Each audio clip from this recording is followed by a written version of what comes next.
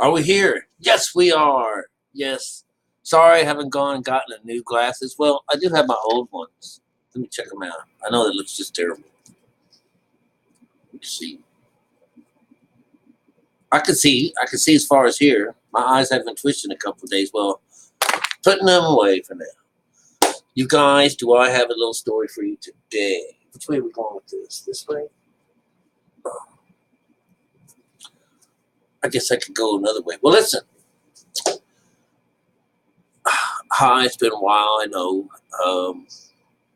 I have been doing some homework and somehow or another catching up on sleep. I don't know where it came from.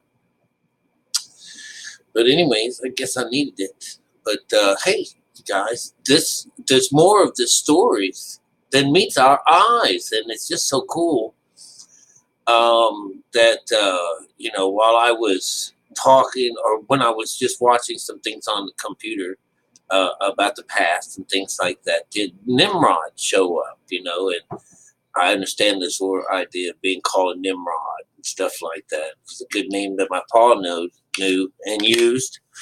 Of course, nobody was smarter than him.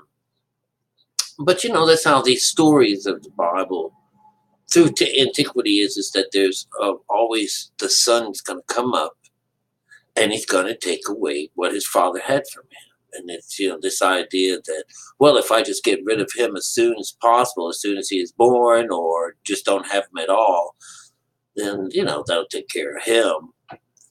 But these ideas is that that's where the story is that the son of son of man, is supposed to come in and right things, for the father, for father's sake. And so, unbeknownst to most people in religion, that they're thinking it's for something outside somewhere else instead of their own reward. And it's just interesting, how the mind and how this particular curse that we're under, that all people are under, this affects all religions on earth. Every one of them are all in the same category. That's why they think, oh, what's going on underneath these scriptures when they're telling you, don't go there. Stay away from there.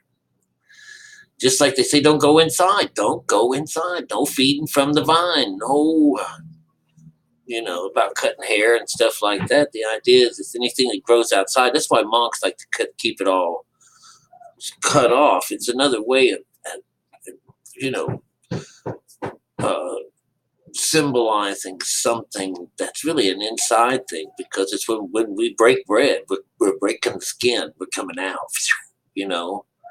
So this is about, in a way, they call it dying, going through the shadow of death. Not real death, but death. Anyways, I don't know how long this is going to be. I don't want to last a good long time here, because who knows? This thing's probably going to shut down on me. But every time I do this, it's going to get better, because that's just how it works. First, second, third time's the charm. Bitch better go up. All right. But this is Mount Nimrod. All right. And it's about some king that decided to bring himself up to this high, lofty place, up by God, to be as equal with God. That it's about. So this is when you're trying to reach the higher place, this mountain, and they've got it figured out to where he's doing this so you can come up and worship him. But in reality, and so there might be another way that this is, talking about the exact same things that we do when we decipher our Bible by mother, father, and you and me, the body, and then whether or not we are in heaven or captive, which means being either free or captive, and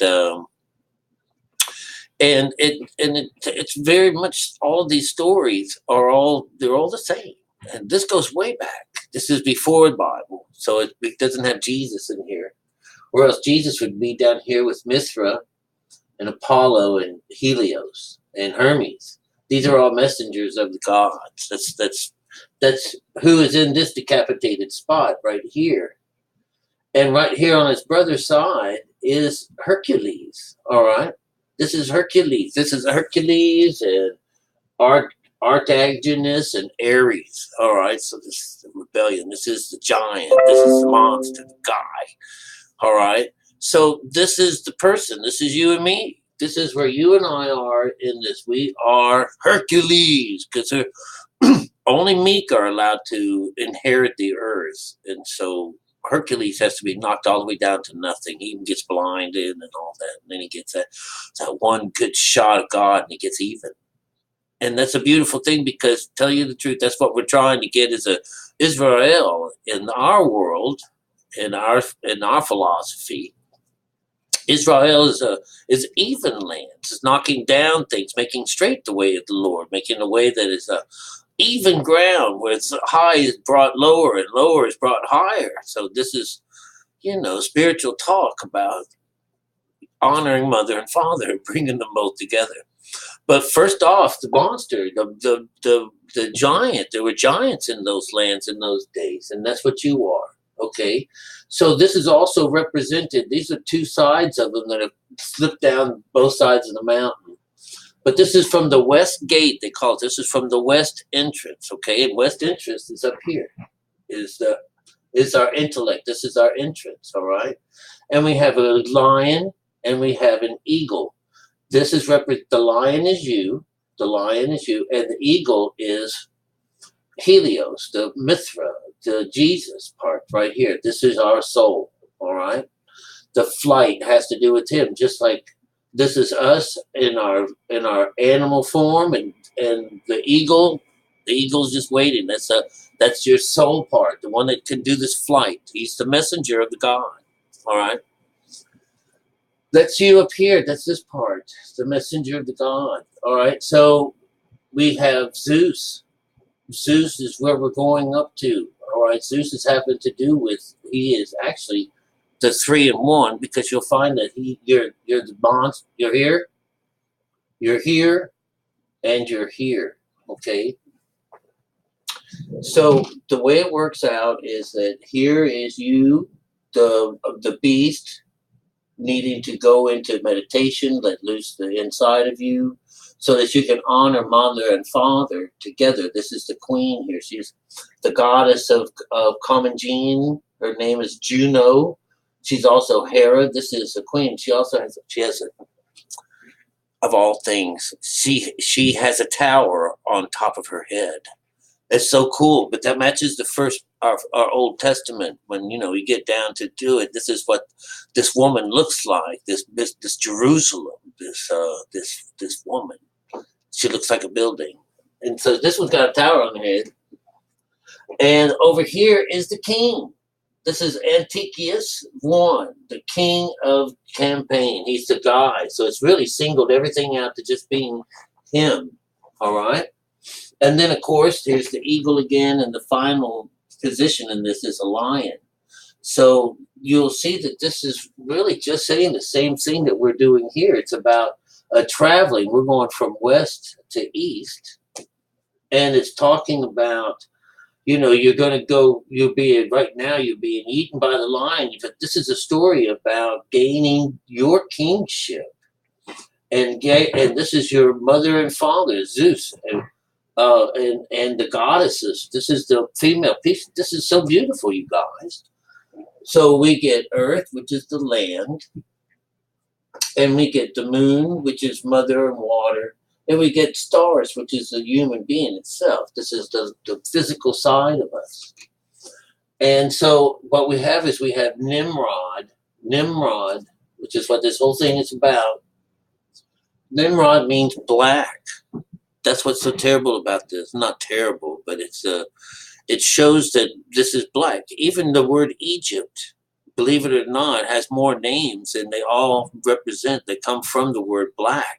All right, and it doesn't mean the race of black people. It's talking about the lower mind, because this is black, this is red, this is pale or blue, bruised color, and over here is white. So black is always the lower mind. So this is when God takes you out of Egypt, he's raising you out of the lower mind. This is being circumcised from the lower desires. And so this is just more play on these words, but this is truly what it is. This is how it works. So what he does is he winds up giving us Babel. This is on Genesis 10. You'll find out that he births 4 kingdoms. These are the kingdoms that go against kingdoms, right? You know. So his first kingdom here is Babel, which is the lower mind. He's in charge of, Babel, Tower of Babel. He's in charge of a lot of things that are outside approaches to things. He's so black, it's crazy. All right, it's like they even think it's like Ethiopian, but they're just making it out as being it's just black, and black is so lower-minded, and that is outside representation of something that goes on the inside. So the outside world is representing some God from someplace else and replicating what he is doing, but they're missing its spiritual side. They're missing the point of all of this, which is what we're teaching here. So it always winds up as the lion is the last one that's in charge of you. And it took that eagle to come in. This is would show the 2-headed eagle, and this would be the one in the middle. I mean, it's just a great way of telling these beautiful stories. So Babel is the city. This is what the mind here.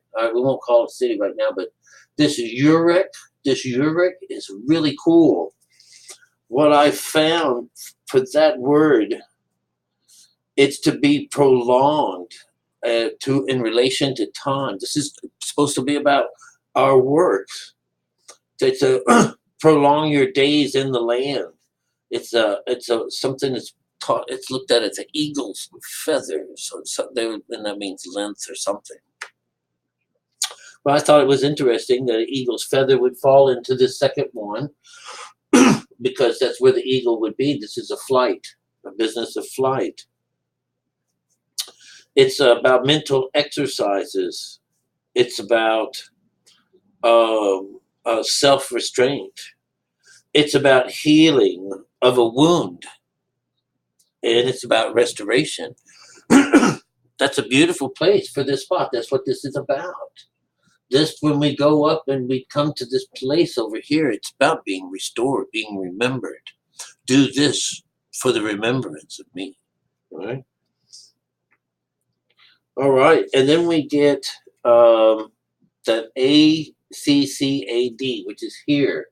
And believe it or not, what it has on here, it says band. It's very interesting, in a jar. So it's looked at as some kind of a container.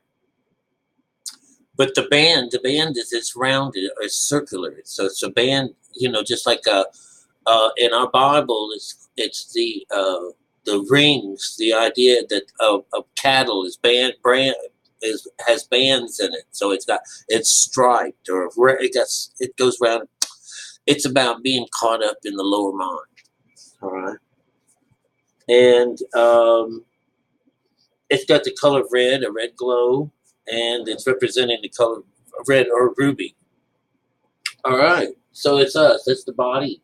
That's what's in this one here. And then we get the canine, or whatever, Danish or whatever. Right?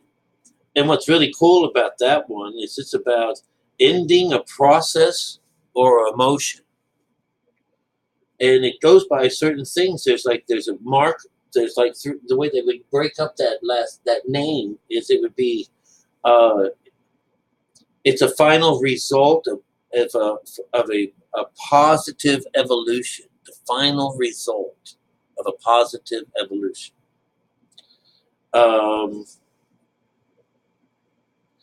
There are restrictions in it. It says that number 2 is it also means there is a restriction, and so they use this idea of the calves being held up, being shut up in their stables, and this is what happens when there is a famine in the land. There's no way to go back and forth, and a lot of times in King Solomon's times, what happened is there was no ships able to sail and go and get the gold. They lost the ships. They lost the messengers. They lose this part of them that can't go get this, and they're left without. And so this would be this idea that there's this time period that you got to go through, and that's how this is all working out. Is that you'll go without for a while, And you're just like the Bible, just like our Bible says, and just like all these other ones are showing up, is that there's something's got to come first, and it's going to take a little bit of time to get there. But when you do get there, great things will happen to you. But it's talking about that this is a type of imprisonment and or house detention. So and you know as well as I know that this is the fallen angel stories, that we got together with Lucifer and said we'd follow him, and we signed a pact, we made a vow, and this is Father running around with us having a great time. We're not allowed to play with the vine, not allowed to eat from it, you're not allowed to even chop your hair, not allowed to break bread, not allowed to do any of that shit. You can do anything on the outside you want, but you cannot go on the inside. Because when you do, then you'll be just like God. And this idea that everything was in Shinar, this is the place where the land of Shinar. And it's just funny because this is about tooth. It's about people eating each other up. It's about sharpening your teeth. All right. It's also called Tooth Town. That's what they call it. And it's also called City of Wit. All right. So there's folly going about, So, and that's Shinar. All right. And so these are connecting the two together to show you about it and our Bible. And that the symbolisms can change. They look a little different, only a little different, but you can still make out that this is a story about how to become this king, males and females both. But I guess for centuries, females have been getting the lower side of things, It's a shame, just a shame. So anyways, I thought I'd share that with you, and there's more to come. I got more to tell you about, but it's cool stuff, you guys. So look, we've gone way back in time, way back before Jesus. Well, like I said, Jesus would be right here. Jesus would be the messenger. And you did understand that, right?